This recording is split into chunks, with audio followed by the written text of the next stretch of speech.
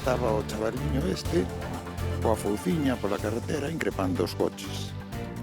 E cando baixou este señor do coche, pois sin máis, deulle coa fouciña cordoulle a orella. Ese home que lleximos sinalar dentro dese círculo leva un fouciño na man e un ocupa, nin que dicir ten que violento, que está a sementar o pánico en Fene. Desta vez agrediu coa ferramenta cortante outro home o que nin sequera coñecía. A Garda Civil leva horas custodiando a vivenda que ocupa porque dá por feito que está dentro, pero aínda non o puido deter á espera da autorización xudicial. Mércores 3 de xuño, boas tardes, benvidos ao Galicia Noticias. A Policía Nacional evitou o intento de ocupación dun edificio de 2 andares en Lugo. Foi no barrio da Milagrosa, escenario frecuente de intervencións policiais nos últimos tempos. Desta volta avisou o propietario do inmoble. Cando chegaron os axentes, sorprenderon 8 persoas intentando acceder ao interior. A policía destaca a importancia da colaboración cidadá. Moi importante a colaboración veciñal da xente que vive aos redores, avisa cando ve a estes individuos acceder ilegalmente a esta vivenda ao propietario, que a súa vez chámanos a nós e inmediatamente acudimos ao lugar e frenamos a ocupación. Neste caso eran 8 persoas as que estaban tratando de ocupar a vivenda. Cando baixei ao garaxe, porque tiña que facer tiña que coller o coche para ir ata o mercado, atopeime con varios veciños e habíannos entrado a roubar no garaxe. A sorpresa foi cando me levantei que tiña unha mensaje de que me había asaltado a alarma, o cual non lle di ninguna importancia, e chegar abaixo encontreime 3 lunas, 2 deterioradas e unha rota. Son algúns dos afectados por unha vaga de roubos en garaxes do ensanche de Santiago esta pasada madrugada. Os ladróns reventaron as ventás de varios vehículos e levaron obxectos de valor que había no interior dos coches. Os afectados piden máis vixilancia policial. 5 horas en luz, así estiveron gran parte dos veciños de Cerdedo Cotobade en Pontevedra pola caída dunha árbore. O exemplar caeu sobre un cable da liña eléctrica e provocou un apagamento masivo. A incidencia afectou uns 3.000 clientes. Acabou as 2:30, acabamos de comer e marchou a luz, saltou 2 veces ou 3 e a terceira foise. Si, de principio empezou a marchou, volveu, entón xa recordamos o do ano pasado. Digo, ai madre de mi vida, que vai pasar así, que era un problema, porque eso xa sí que foi gordo, non? Pero non, despois tuvemos que espere nada, eu xa procuraba non abrir miña nevera.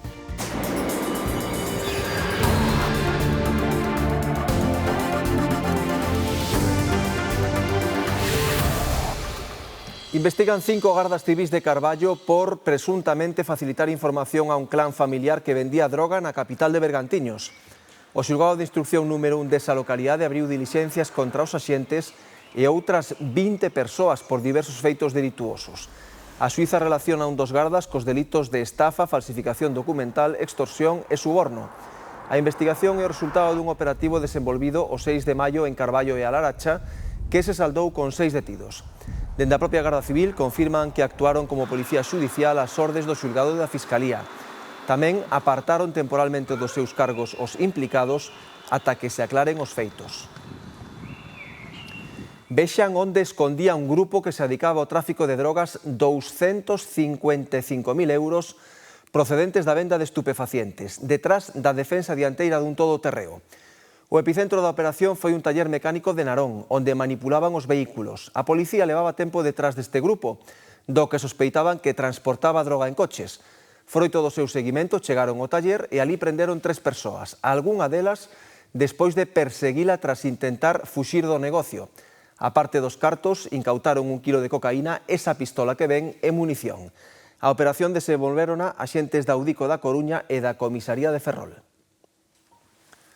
Na Coruña continúa a proba testifical no xuízo polo crime de Joel Quispe. Nesta xornada declarou, entre outros, un dos mozos que xa foi condenado a 9 meses de cadea por lesións á víctima. Manifestou que viu un intercambio de golpes entre Joel e 1, 2 ou os 3 mozos que agora sentan no banco dos acusados, pero non o momento en que acoitelaron a Joel. Segundo esta testemuña, que xa foi condenada a 9 meses de cadea o pasado mes de abril por unha agresión previa ao crime de Joel Quispe, os 3 mozos que sentan agora no banco dos acusados metéronse na lea para poñer en paz. En ese momento llegan a separarnos en toda la pelea y a partir de ahí Joel se revuelve hacia ellos, intenta también pegarle a ellos y a partir de ahí tampoco vi mucho más. ¿Escuchó algo de una navaja? Creo recordar que sí. No recordaba si era vámonos que llevo una navaja o dame una navaja o algo así. ¿Vio si Joel en algún momento se llega a tapar con los brazos, el pecho o a intentar protegerse de alguna manera? No. Declarou tamén unha parella de amigos que pasaba de casualidade pola rúa Juan Flórez no momento da pelexa aquela madrugada do 24 de decembro do 2023. Vimos que había como 7 o 8 personas, no recuerdo exactamente, y nos quedamos así mirando un momentito y vimos que no era una pelea como tal de dos bandos, sino que había varias personas que estaban pues peleándose con una, ¿no? Y por ese motivo decidimos acercarnos. En ningún momento nos imaginamos lo que iba a pasar, simplemente pensamos que era una pelea de chavales jóvenes y no, o sea, en la vida se nos pasaría por la cabeza lo que iba a pasar, entonces no, ni siquiera estábamos atentos a esos detalles. Intenté poner freno a la situación, pero la verdad que estaban bastante alterados, fuera de sí, o sea, ni siquiera nadie me miraba, era como estar fuera, ¿no?, completamente de lo que estaba pasando. Y nada, recuerdo que me giré hacia mi amigo Alberto y le dije, bueno, nadie nos hace caso, será mejor llamar a la policía. Fueron segundos. Nosotros vimos a la víctima tirada en el suelo, fuimos a intentar socorrer, bueno, a ver qué le pasaba, si estaba consciente, si no.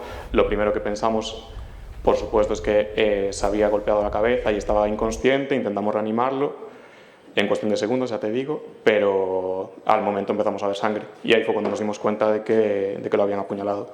Estaba previsto que este xoves declarase a nai de Joel Quispe, porén, por mor dos atrasos nestes primeiros días de xuízo, é probable que testifique o venres. Os acusados, presumiblemente, darán a súa versión o xoves 11 de xuño. A Policía Nacional evitou a ocupación dun edificio de 2 plantas no barrio lugués da Milagrosa. Alertados polo propietario, os axentes sorprenderon 8 individuos cando trataban de acceder ao interior do inmoble. Alertado por un veciño, o dono dun edificio de 2 plantas da rúa Lamas de Prado, en Lugo, puido frear un intento de ocupalo de xeito ilegal. Unha vez do aviso 091 de que estaban a forzar a porta do inmoble, os axentes acudiron ao lugar e identificaron un nutrido grupo de intrusos. Moi importante a colaboración veciñal da xente que vive aos redores, avisa cando ve a estes individuos acceder ilegalmente a esta vivenda ao propietario, que a súa vez chámanos a nós e inmediatamente acudimos ao lugar e frenamos a ocupación. Neste caso eran 8 persoas as que estaban tratando de ocupar a vivenda. E son un dos problemas, non? O feito de que cando están ocupadas esas vivendas que os propios donos dos inmobles que non fagan as denuncias pertinentes, non? Por qué? Porque o que fan é simplemente pois os ocupas quedaránse aí pois durante moitísimo tempo. Aquí neste caso sí que agilizouse bastante o tema, co tema da denuncia, que é o trámite que hai que seguir e a folla de ruta. Unha vez abortado o intento de usurpación do edificio, o propietario tapiou a entrada.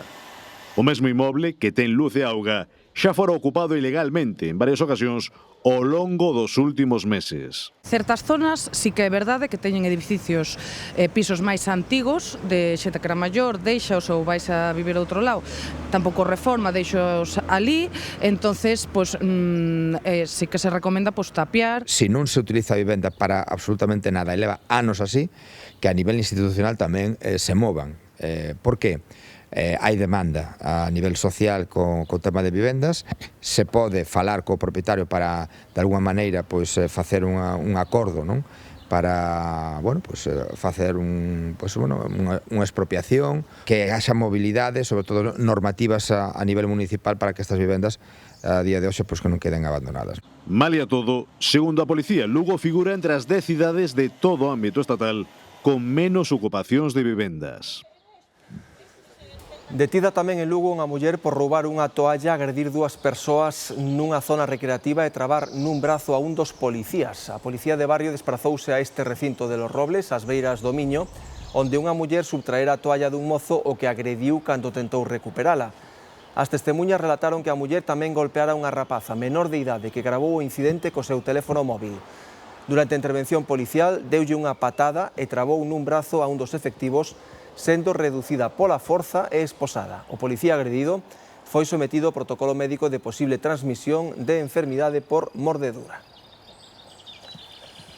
En Vigo, os taxistas están a instalar sistemas de videovigilancia nos seus vehículos. Toman esta medida ante a vaga de roubos que se está a producir nas últimas semanas en coches estacionados en distintas rúas da cidade. Deste xeito, queren aumentar a seguridade na súa ferramenta de traballo. O último roubo tivo lugar durante a noite nun vehículo que estaba aparcado na rúa e que o taxista comprara había 2 semanas. O asaltante rompeu a ventanilla e a porta a pedradas e marchou con todo o efectivo que atopou no coche. Ante esta vaga de roubos, o sector toma medidas. Os compañeiros están pondo medios tecnolóxicos para a grabación de imaxes dentro do vehículo na parte dianteira. Parte dianteira cara a tema de seguros e accidentes, que é un problema grave que temos por outro lado, e interior precisamente para isto, para tanto situacións conflictivas con pasaxeiros na noite ou para tema de peligro, como nese caso, dispor de un soporte pallexo das autoridades a solucionar antes os temas. En Vigo, unha gran parte dos taxistas xa teñen instalado o sistema de videovigilancia. Evidentemente nos dá maior seguridade. É unha medida disuasoria e eu penso que incluso debería estar subvencionada y obligarnos a ponerlos todos. No la tengo, pero mis compañeros que la tienen, ya hubo varios casos de robo y se dieron cuenta de que, bueno, se ha identificado a las personas. Hombre, sí, yo creo que sí que es importante que una persona que ve que está grabado, o sea, que están grabando, que se lo piensa 2 veces si tiene que hacer algo. Creen que a medida é moi necesaria para aumentar a súa seguridade e a do seu vehículo. Ten un efecto disuasorio cara, entendo eu, os comportamentos, vamos a decir, anómalos, entendemos que funciona así, tamén cara aos temas de diario e o ter un soporte de imaxes dalle máis tranquilidade ao compañeiro no seu traballo e, evidentemente, en caso de perigo. As cámaras son totalmente visibles no interior do coche que, ademais, vai sinalizado cunha pegatina. A Policía Nacional busca os ladróns que entraron roubar nun garaxe da zona nova de Santiago onte. Hai 8 veciños afectados que xa presentaron denuncia. Din que senten inseguridade e reclaman maior presenza das forzas de seguridade nas rúas. As imaxes gravadas polo sistema de seguridade deste vehículo de alta gama serán fundamentais na investigación policial aberta, xa que poden contribuír á identificación dos autores dos roubos no garaxe dun edificio da Rúa García Prieto en Santiago.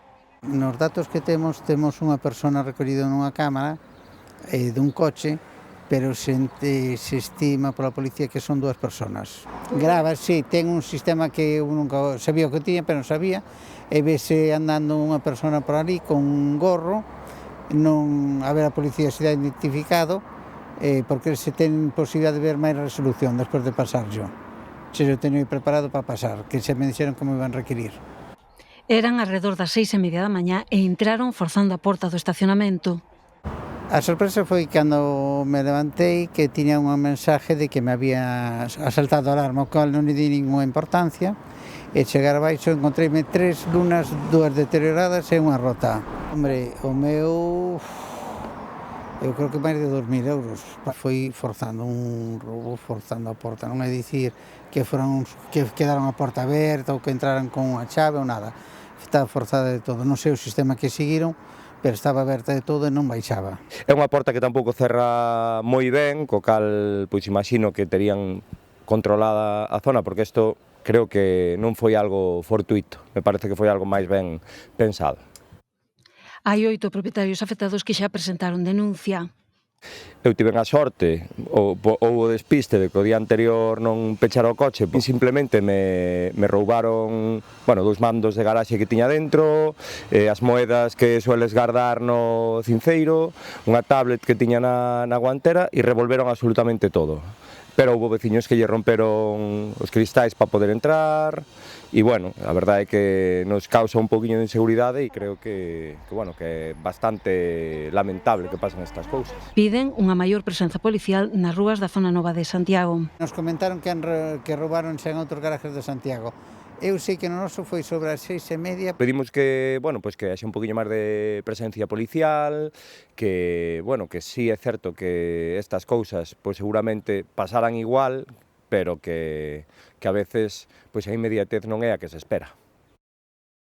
Xa identificaron o corpo momificado do home que apareceu a pasada fin de semana en Nigrán e ten 33 anos, tiña 43 anos de idade e é veciño deste concello, pero natural de Cangas. A súa familia levaba días sen saber dele e pensaban que estaba de viaxe. O corpo foi achado en Monteferro por un pai e unha filla que participaban nun xogo da busca do tesouro. A Garda Civil considera que o estado de momificación do corpo fai supoñer que podería levar semanas ali. En Vigo, os bombeiros acudiron a un edificio da rúa Orzaiz para rescatar unha muller que se precipitou por un burato e caeu uns 4 metros de altura. Para iso tiveron que acceder dende o exterior a través dun local comercial sen uso. A ferida ten uns 55 anos, foi trasladada a un hospital e o seu pronóstico é reservado. Parece que estaba retirando uns trebellos nun relanzo do inmoble a unha altura da entreplanta e por causas que aínda están por aclarar, precipitouse polo oco o semisoto, o que non hai acceso ningún. E o ambiente desta mañá na Feira de Gando de Castro Caldelas, unha das citas marcadas no calendario dos gandeiros da comarca. Dende primeira hora, criadores e tratantes foron chegando ao recinto do Toural para a venda ou a procura dos mellores exemplares. Aquí están algunhas das mellores vacas, becerros, bois e touros. De seguida vemos todos os detalles aquí no Galicia Noticias. Un camión con porcos emborcou pasadas as 7:40 da mañá na Nacional 525 á altura de Piñeira de Arcos, no concello ourensán de Sandiás.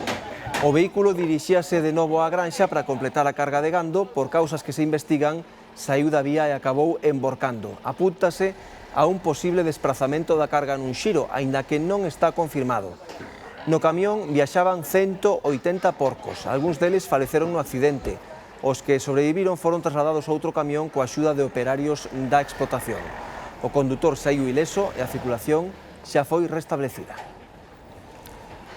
A Feira de Gando do Castro de Caldelas é unha cita marcada no calendario dos gandeiros da comarca.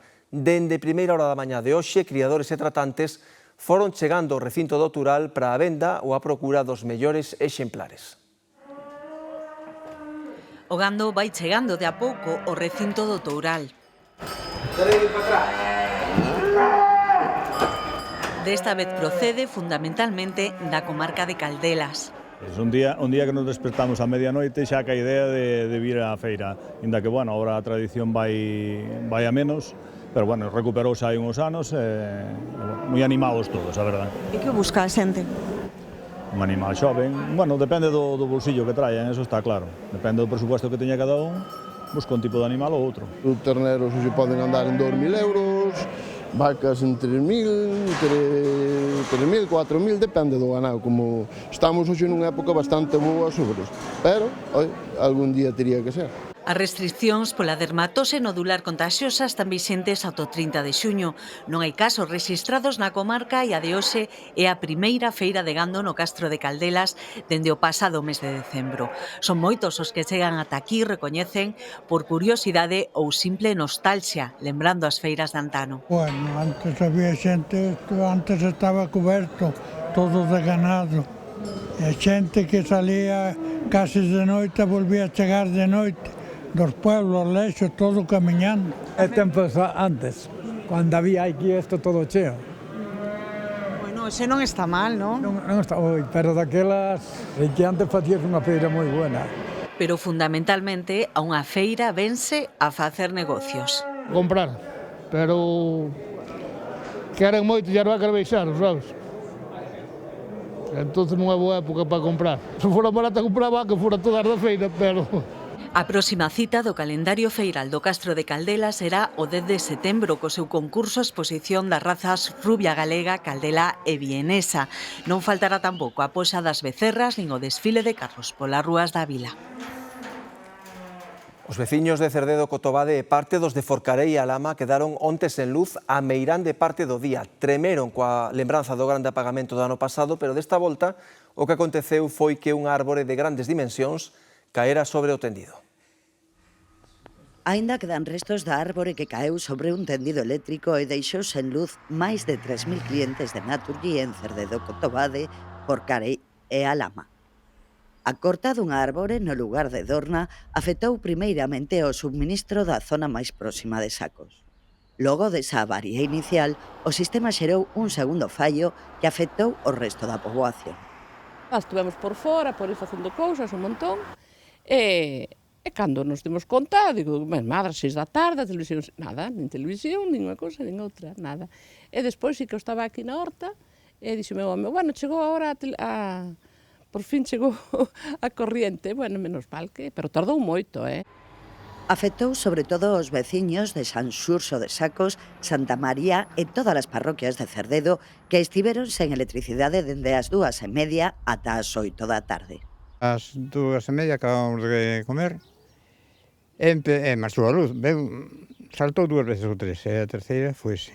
E despois anduveron dicindo por aí, foi xente mirar que estaba un eucalipto tirado, que estaba ardendo o eucalipto encima do tendido, e botando toda a tarde, hasta as 8 da noite. O recordo do grande apagamento de abril do ano pasado levounos a pensar no peor. Marchou, volveu, entón xa recordamos o do ano pasado. Digo, ai, madre de mi vida, que vai pasar así, que era un problema, porque eso xa sí que foi gordo, non? Pero non, despois tuvemos espera nada. Eu xa procuraba non abrir nin a nevera, porque, de feito, bueno, tiña para coller cousas e sacar cousas, que andaba así cunha comida pa hoxe. Problemas, sobre todo, pros negocios da zona. Vai a hora que a nos fastidiounos na hora da comida o 50%, porque pasan o TPV, que non se pode pasar, nin cafés, nin nada. Un desastre. Susto tamén pros veciños de Bueu, coa caída dunha árbore do paseo da Banda do Río preto do antigo astaleiro de Purro. Caeu nunha das zonas axardinadas e afortunadamente non houbo que lamentar danos persoais. Noticia de última hora agora, os bombeiros de Santiago conseguiron controlar hai apenas media hora un incendio que se declaraba este mediodía nunha casa ocupada no barrio de Conxo. Foi un particular que daba a voz de alarma do lume que se declaraba no inmoble e que provocou unha intensa columna de fume visible dende moitos puntos da cidade. Ata o lugar desprazáronse a máis a Policía Local, a Nacional e Protección Civil, que estableceron un perímetro de seguridade para que ninguén se achegara á zona onde se chegaron a vivir momentos de auténtico pánico. Veciños do lugar confirmaban que se trata dunha vivenda ocupada ilegalmente dende hai uns anos. Este suceso tamén provocou o desaloxo dun colexio próximo. Descoñécense polo de agora as causas que provocaron este lume. Imos agora ata Vilagarcía. Alí, veciños urxen a renovación da rede de saneamento da rúa Faxilde. Denuncian que as tubaxes rompen constantemente e as augas fecais acaban verténdose nunha das vivendas. A última avaría provocou ademais o afundimento da rúa. Os operarios colocaron unha prancha metálica para tapar a fochanca e agora denuncian o barullo que xera ao pasar os coches. Os veciños da Rúa Faxilde din sentirse abandonados polo Concello de Vilagarcía. Denuncian que a rede de saneamento é antiga e as tubaxes rompen constantemente. A última hai 3 semanas provocou o afundimento da rúa. Os operarios taparon a fochanca cunha prancha metálica que se converteu no pesadelo das familias que viven o carón. As tubaxes que temos son de máis de 60 anos, rompen, como teñen gravilla por debaixo, sabes, a agua leva a gravilla, afunden a firme, con consecuencia, o que vedes aquí, poñen chapas, non dormimos de noite, corrido dos coches, e estamos así. Eu teño unha miña nai, con 80 e pico de anos, está dormindo aí. Temos que deixar o coche nos fora para que non lle faga tanto ruido o coche, ou a plancha, senón non dormen toda a noite. As peores consecuencias do mal estado da rede de saneamento sofreas esta vivenda, onde van parar as augas fecais constantemente. Xa antes de romper, non sei que problema hai, que se lle enche a casa, aí, na eira toda, chea de aguas sucias. papel higiénico, de todo. Esas tuberías están arregladas, aquelas tamén, estas non. Entón, o que pedimos é que arreglen toda a carretera para poder vivir un pouco en paz xa. Un pouco máis adiante, Fina denuncia que as obras de ampliación da estrada deixan a calzada máis alta que a súa vivenda e teme que lle entra auga cando chova. De feito, xa colocou plásticos a modo preventivo. E que se non arreglan eso, se eso non deixan un alcantarillado ou un rejo ou que sea, e non fajan desnivel para lá, a agua venme toda para aquí. Tamén lles preocupa a demora no traslado dos postes da luz. Coas obras de ampliación quedaron no medio da calzada e supoñen un serio perigo para a seguridade viaria. Imos xa coa información da busca dese ocupa de Fene que lle cortou a orella cun fouciño a outro home o que nin sequera coñecía. A Garda Civil leva horas custodiando a vivenda ocupada á espera da autorización xudicial. Dan por feito que está dentro. Empezou como susto. Nese vídeo se ve a home caoz, un pouco perdido porque está no medio da estrada e discutindo con varias personas. Estaba o chavaliño este coa fouciña pola carretera increpando os coches. Pero acabou en agresión e vaia coa agresión.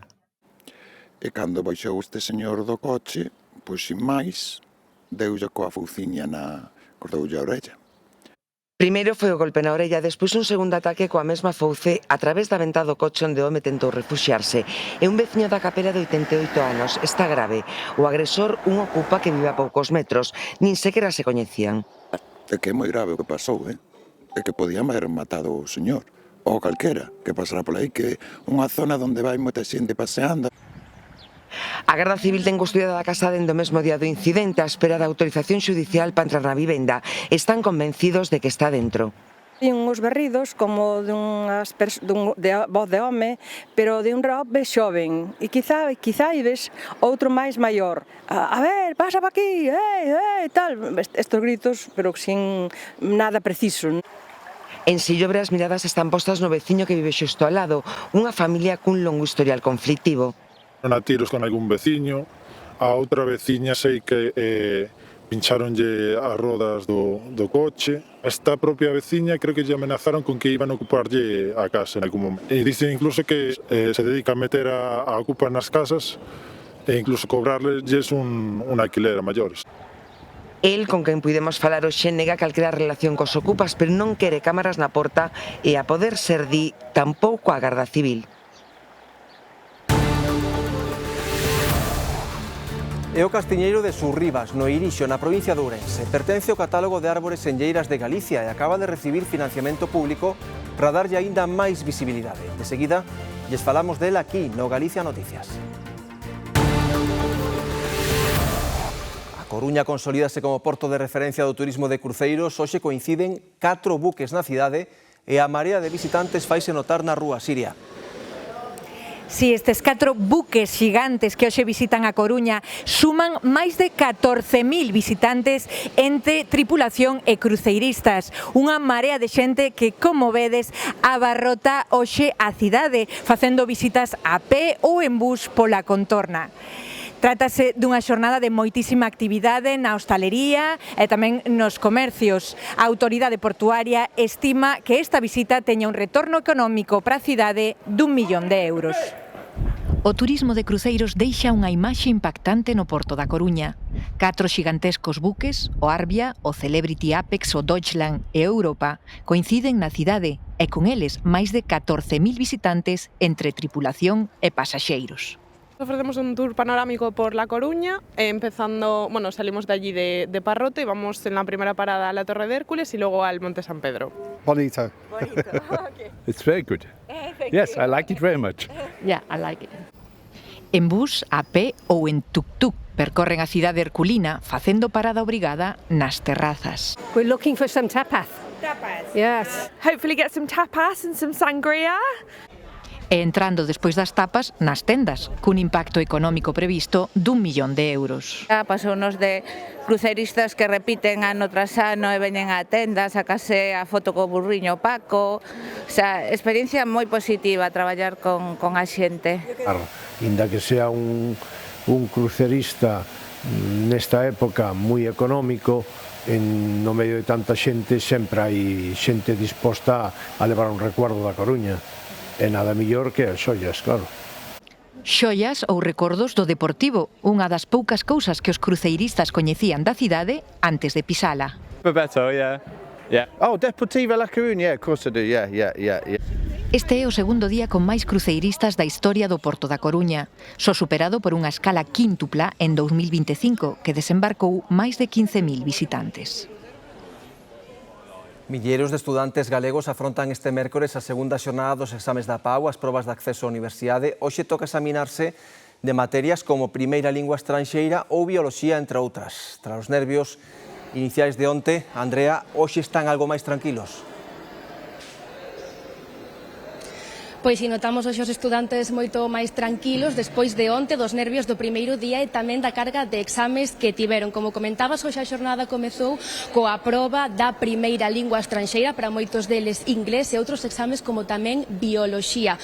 Moito máis tranquilos tamén porque onte pola tarde houbo varias incidencias no exame de Historia de España e tamén de debuxo técnico, onde houbo que ir correxindo enunciados, houbo tamén dúbidas a hora de plantexar os exames, por iso lles deron media hora máis para facelos e agora os profesores de varios institutos galegos piden xustiza a hora de correxir estes exames. Mañá é o último día da PAU, ainda quedan exames esta tarde, tamén mañá, como por exemplo Lingua Galega e Literatura, unhas probas de acceso á universidade ás que se presentan máis de 13.000 estudantes galegos.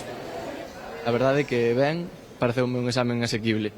A mí non me saliu moi ben, pero o inglés xa non contaba con que me saía moi ben, entón salín un pouco decepcionada hoxe. Eu hoxe fixe en inglés ata agora, e despois teño empresa, inglés moi ben. Non, máis tranquilo, porque onte tive matemáticas, a mí sempre se me complicou, e hoxe, como son asignaturas xa de letras, xa máis confiado. O primeiro día sí, pero porque non sabes como é, entonces igual te deberían de explicar un pouco mellor no instituto, pero unha vez que xa sabes como é, só vas nervioso polos exames, non por nada máis. Moitas ganas do verán e xa acabar con segundo de bacharelato e a PAU, que, bueno, foi bastante estresante, pero bueno. 625 estudantes con necesidades educativas de atención específica acoden estes días ás probas de acceso á universidade. 12 fano en Pontevedra, no centro que a 11 posúe en Campolongo. Unha dúcia de mozos examínanse da PAU no vetusto Centro de Recursos Educativos da 11 en Pontevedra. Veñen de toda Galicia, Candela de Ferrol bota de menos os seus pais e amigos, pero aquí pode minimizar os seus problemas de visión e facer a proba con comodidade. Yo soy de Ferrol, pero vengo aquí a hacer la PAU, bueno, porque veo poco y necesito adaptaciones. ¿Y qué tipo de adaptación tuviste? Me dieron el folio en A3 y luego me dieron un cuadernillo para que yo pudiera escribir, pero yo aparte tengo en latín como un diccionario digital y puedo utilizar mi cuadernillo de gramática y me lo ponen en una lupa. De todo sae ben, comezará dereito o vindeiro curso. Esteban Roque ven de Ourense, quere estudar ADE e Enxeñería Informática. Precisou o apoio dun ordenador. Hacer el examen a ordenador y básicamente la adaptación de tiempo. Non é a primeira vez que fai a PAU. A Comisión Interuniversitaria de Galicia, CIUGA, fai un inxente esforzo para que todos os mozos do país podan acceder á universidade. O alumnado que ven a Pontevedra é alumnado que require unhas adaptacións técnicas que non lles podemos ofrecer en ningún outro sitio. Afortunadamente, a 11 permítenos empregar todas as súas instalacións e todos os seus recursos para poder facer a este alumnado todas as adaptacións que necesita. Este ano temos 7 persoas que teñen problemas visuais, 2 persoas que teñen problemas motores graves e outras persoas que teñen distintas problemáticas que, bueno, que mellor nin siquiera describir. O presidente da Comisión Interuniversitaria de Galicia salientou que o noso país foi pioneiro e referente neste tipo de probas e na detección de móviles e sistemas de transmisión para copiar nos exames. En 5 anos en Galicia triplicáronse os exames con medidas de adaptación. E hoxe imos amosarlles un impresionante castiñeiro do Irixo, incluído no catálogo de árbores senlleiras de Galicia. Xoán, que antigüidade ten? Máis de 2 séculos de historia contempla este impresionante castiñeiro que hai 2 anos foi incluído dentro do catálogo de árbores senlleiras de Galicia, que protexe xa 177 exemplares en todo o territorio galego. Este castiñeiro ten case 10 metros de perímetro e aínda se tarda un anaco de tempo en rodealo por completo. Acada unha altura duns 15 metros e é, por razóns evidentes, un orgullo para os veciños de Sorribas que celebran este recoñecemento. Entre 200 e 250 anos cifran os expertos a idade deste castiñeiro, que está oculto no corazón dun souto rodeado de carballos no monte comunal de Sorribas. Moitas xeracións conviviron con el e sacaron proveito dos seus froitos e da súa madeira. Eu acórdome de haberme metido aí dentro moitas veces. Ahora pois xa non se pode, pero bueno, hai que cuidar. Eu non me acordo de tevelo tan grande como agora. Que debeu dar vigas para casas incluso ou cousas así, o sea que antes era do que se... Ahora faise todo de hormigón, pero entonces era todo de árboles. Só un veciño vive agora no pobo. Os descendentes dos antigos moradores promoveron a súa inclusión no catálogo de árbores senlleiras de Galicia. Seus 5 metros de diámetro, 9,6 de perímetro, ademais da idade e da súa feitura, ben o merecen. Viñeron a ver e dixeron que sí, que estaban as condicións para entrar no catálogo. No momento non necesita nada, que hai que deixalo tal e como está, que incluso non se lle quiten nin as ramas secas, nin nada de nada, nin o musgo, que del, e de momento que o deixemos tal e como está, que non se ande tocando.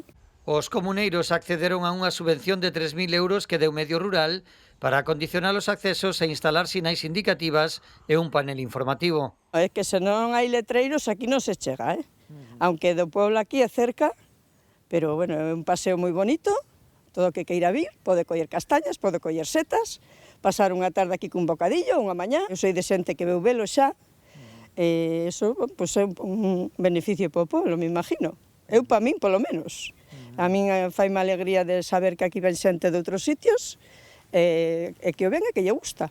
Un exemplar máis que engrosa a lista de 177 incluídos no catálogo de árbores senlleiras, que protexe as ollas do patrimonio botánico do país. Marchamos, quedan xa con Marta de Arriba do Telexornal. Mañá estamos de volta de novo con vostedes ás 2:05 da tarde. Grazas pola atención e que gocen do que queda de mércores.